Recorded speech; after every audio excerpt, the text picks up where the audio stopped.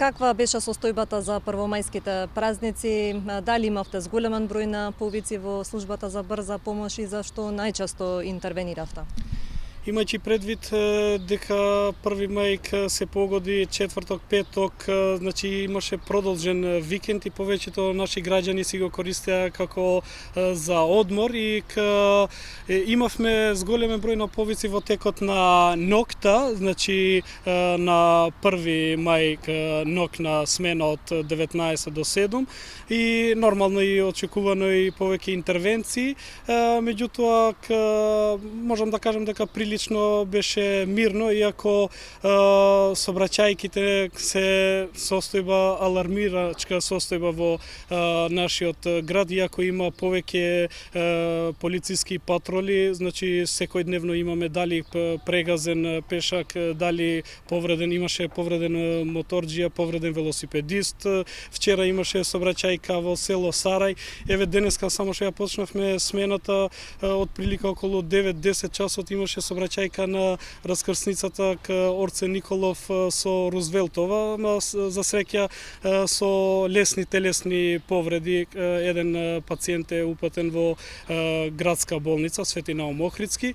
Зголемен е бројот на повици што бараат совет, пошто нели одамна не функционира веќе линијата Ало докторе и нели не им работат матичните лекари, па се јавуваат во службата за итна медицинска помош да бараат совети и апелирам до граѓаните, значи рационално да се користи оваа служба, знаејќи дека располагаме со 6 екипи во текот на денот, 5 екипи во текот на ноќта и се обидуваме максимално да правиме селекција, да ги класифицираме поканите за да им помогнеме на сите кај што им е најпотребно. Значи доминира некој стомачен вирус, пошто повеќето се јавуваат, бараат совети за повраќање, пролив и сега променливо време, значи на хронично болните им влија, им ги пореметува постоешките симптоми.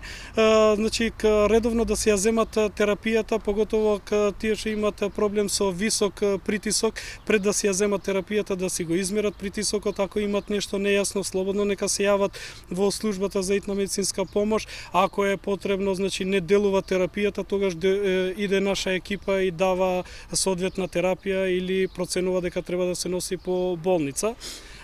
И апелираме значи повеќе внимание во сообраќајната култура како на возачите така и на пешаците, значи кога поминуваат пешачки премин барем да бидат повнимателни, не значи дека е зелено за нив, може некој ке налета, знаете, моментално таква сообраќајна култура има кај нас, што за жал секој ден имаме сообраќајки.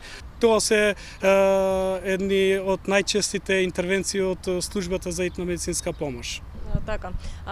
Каква е состојбата со екипите? Има ли доволно број на екипи, возила, конкретно на Скопската брза помош? Значи, имајќи предвид дека нашиот град е пренаселен, значи ептен малце екипи. Имаме 6 екипи за цел град Скопје, а минимум треба 12 или 15, да кажем, за да можеме да ги обслужуваме сите граѓани или сите интервенции што ги барат и заради ова барам да има разбирање од страна на граѓаните, пошто не дека они се криви што ние сме во ваква состојба, ама верувајте ни и ние не сме значи криви што сме во ваква состојба со персоналот и тие 6 екипи што ги имаме во текот на денската смена и ноќната смена 5 екипи, значи се комплетирани со дополнителни смени на колегите што веќе се на работа. Значи по последно време континуирано имаат по 2-3 убацени дополнителни смени што влија и на физичкото и на психичкото здравје врз вработените. Значи не знам до кога може да издржиме. Алармантна е состојбата, треба подитно да се вработи.